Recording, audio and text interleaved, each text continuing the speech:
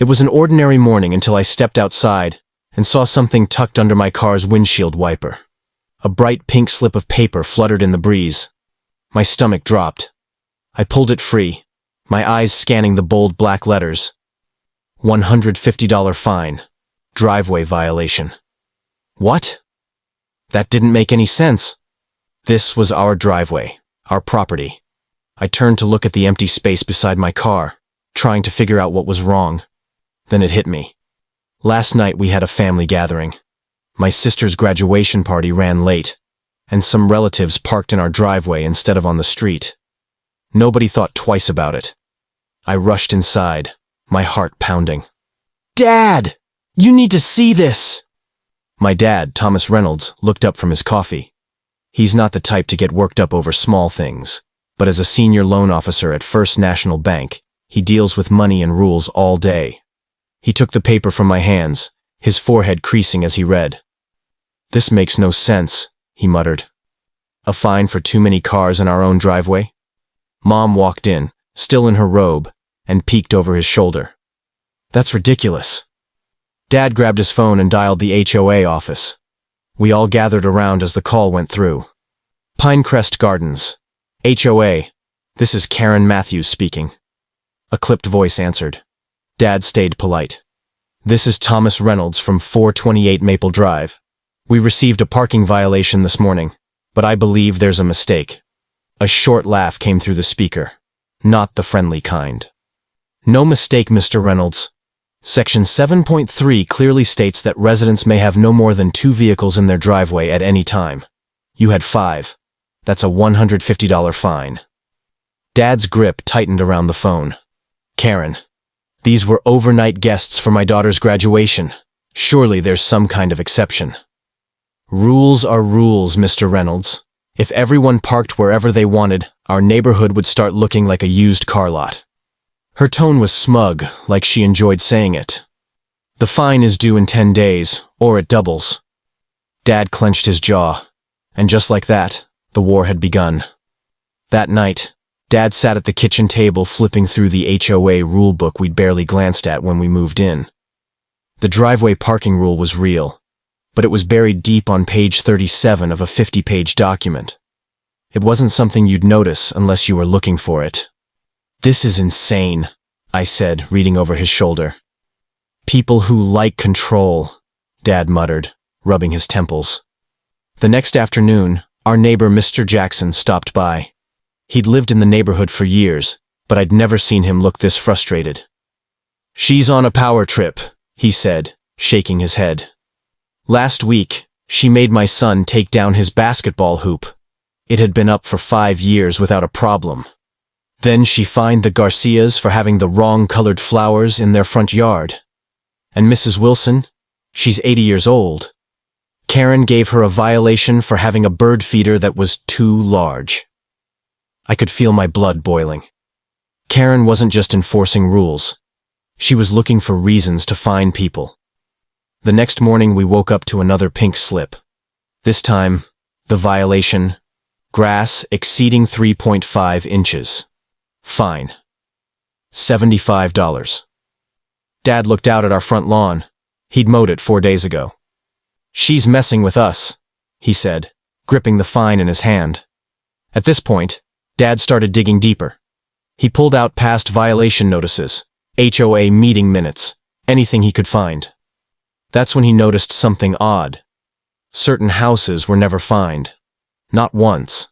Meanwhile, ours, Mr. Jackson's, and a few others were getting hit over and over.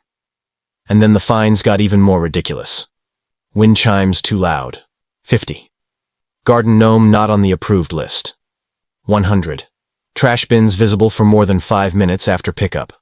200. By the end of the week, we'd racked up over 400 in violations.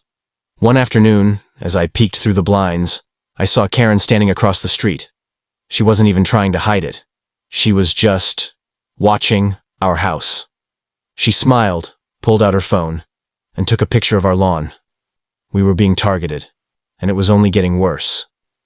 One evening, Dad came home from work with a look on his face I'd never seen before, somewhere between amusement and disbelief.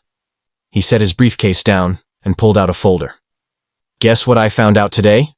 he said, flipping through the papers. "The HOA is applying for a $1.2 million loan." Mom and I stared at him. "For what?" I asked. "They want to renovate the community center," he said. "Big project, fancy upgrades, and guess which bank they applied to?" A pause. Then it hit me. "Yours?" Dad nodded. Then his grin widened. "And guess who's assigned to review their loan? Was standing in the way of her getting that money." But Karen wasn't slowing down. If anything, she was getting bolder. Another fine arrived. This time, she claimed our mailbox was the wrong shade of black. Then another. Our hose wasn't properly stored. The message was clear. She wanted us gone. And we weren't the only ones. Mr. Peterson, 2 houses down, got a $200 fine for leaving his garbage bin at the curb too long. Mrs. Wilson, our elderly neighbor, got a violation for her bird feeder again. Sarah, a single mother down the street, was fined because her kid's bicycle wasn't parked correctly in their driveway. One night, Mr. Jackson knocked on our door. This time, he wasn't alone. Our living room filled up with frustrated neighbors, all with pink slips in their hands. They started sharing their stories, and that's when we noticed something strange. "She's only targeting certain families," Mom said, spreading out the fines on the table. Dad listened carefully, taking notes. Then he pulled out his laptop and opened some financial documents. "Something's off," he murmured. "Look at this." He showed us the HOA's financial records. In the last year alone, they'd collected $122,000 in fines. But when he cross-checked it with reported expenses, there was nothing. No new projects, no repairs. Just a bunch of payments to a contractor that didn't exist. Silence filled the room as everyone realized the truth. "They're stealing from us," Mr. Jackson finally said. Karen wasn't just abusing her power. The entire HOA board might be embezzling money. And now, Dad had the proof to bring them down.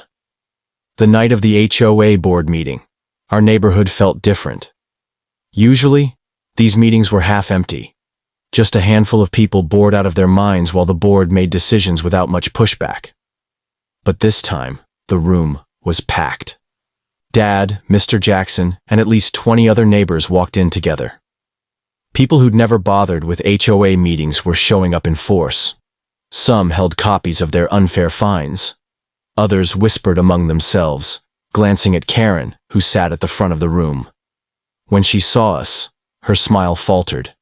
She cleared her throat, shuffled her papers, and rushed through the agenda. She talked about landscaping regulations, new neighborhood signs, anything but finances. Dad sat quietly, waiting. Then, finally, when she tried to move on, he raised his hand. "Before we continue, I'd like to discuss the HOA's $1.2 million loan application." Karen stiffened. "That's confidential board business." Dad shook his head. "Actually, according to Article 4, Section 2 of the HOA bylaws, members have the right to full financial disclosure, especially when the loan is backed by our dues and property value." A murmur spread through the room. Karen forced a smile, gripping the edge of the table. "Everything is in order, Mr. Reynolds. The board is handling it." "Then why not share the financial reports with us?" Dad said smoothly. Karen's jaw clenched.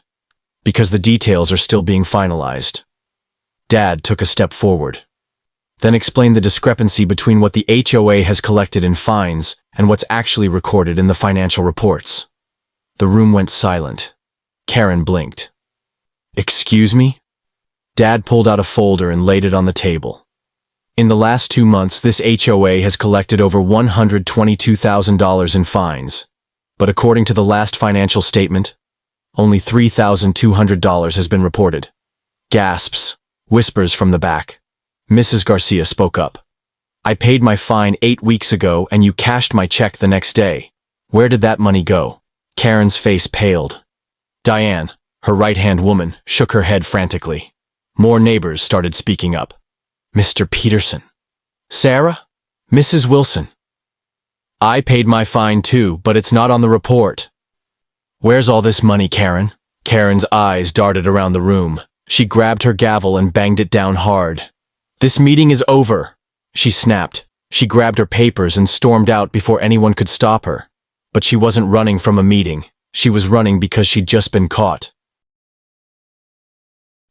The next morning, we woke up to a disaster. Our front garden was completely destroyed. Plants ripped from the ground, flower pots smashed, dirt scattered everywhere. It wasn't random. Someone wanted to send a message. Dad walked out onto the porch, his jaw tightening. He didn't say anything at first, just looked around.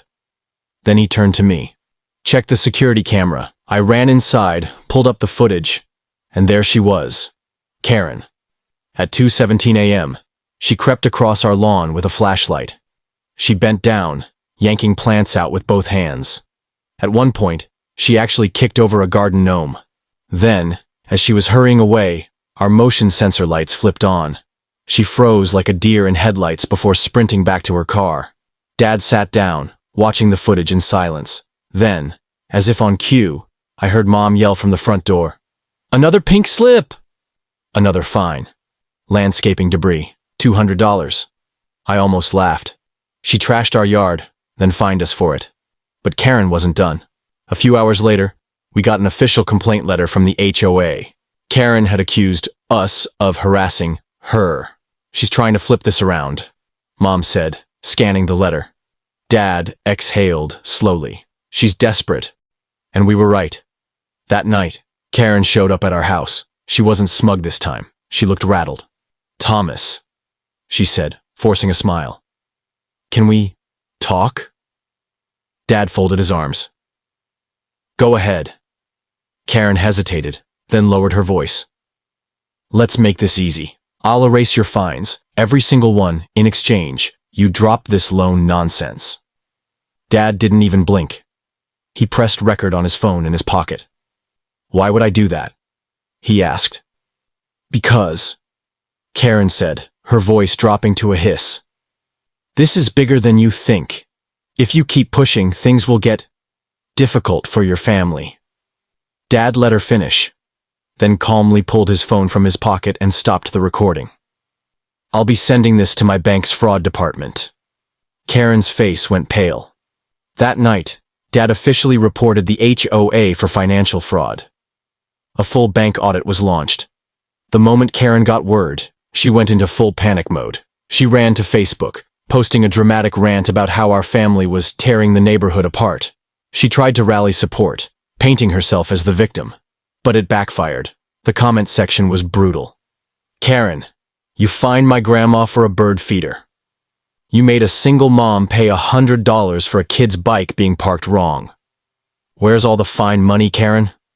One by one, the community turned against her. And Karen? She was running out of moves. A week later, the audit results came in. Dad got the email while we were eating dinner. He opened it, read for a moment, then let out a low whistle. It's worse than I thought, he muttered. Mom leaned over his shoulder. Fraud? Dad nodded. HOA funds weren't just mismanaged. They were stolen. The report shows that thousands of dollars in fines had never made it into the official HOA accounts. Instead, the money had been funneled into fake invoices, payments for maintenance work that was never actually done. And the kicker? Most of the payments went to Karen's brother-in-law's fake company. Dad looked up at me. This is enough to take them down. The next HOA board meeting was a circus. Word had spread fast, and the entire neighborhood showed up. Some people brought printouts of their fines. Others just stood with their arms crossed, staring at Karen as she sat at the front of the room. She looked different. No fake smile, no smug attitude. She just kept shuffling papers, avoiding eye contact. She knew what was coming. Dad stood up. We need to talk about the audit results. Karen cut him off immediately. That information is private. Dad shook his head. Not when it involves stolen HOA funds. A murmur spread through the room. Karen turned red. Dad pulled out a folder. According to the audit, Over $100,000 in fines have been unaccounted for. That money was funneled into payments to Martinez Landscaping, a company that doesn't exist. Someone in the back muttered, "Wow." Except, Dad continued, "It does exist on paper. It's registered under Karen Matthews' brother-in-law." Gasps. People started whispering. Mr. Jackson stood up. "So that's where our money went." Karen slammed her hand on the table. "This is a setup. None of this is true." But then Mrs. Garcia stood up. "Karen, explain why my fine isn't listed in the HOA records. I paid $300 for unapproved patio furniture. Where did it go?" Then Sarah, the single mom, spoke up. "You fined me for a bike. My check was cashed, but it's not in the reports either." One by one, people started shouting questions. "Where's the money, Karen? Did you think no one would notice? Resign now." Karen's eyes darted around the room, looking for support. There was none. That's when Mr. Gonzalez, the retired judge, stood up. "I'd like to call for an emergency vote to remove Karen Matthews and the entire HOA board." Karen's mouth fell open. "You can't. It's in the bylaws." Mr. Gonzalez interrupted. "And we have enough members present to vote." Hands shot up, one after another. Karen's face went pale. By the time the count was finished, 92% of strife voted to remove the board immediately. It was over. Karen stood up so fast that her chair tipped over. She grabbed her things, shoved them into her bag, and stormed out the door. She didn't even look back. But her problems weren't over.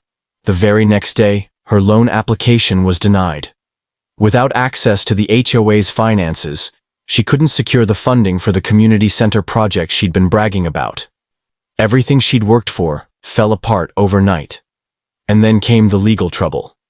The bank's fraud department reported their findings to the district attorney.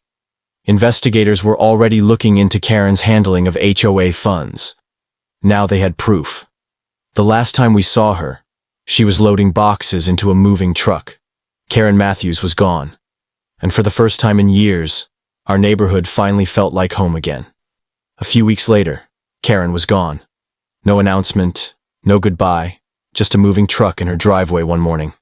By the afternoon, she and her family had vanished. Her house went up for sale the next week.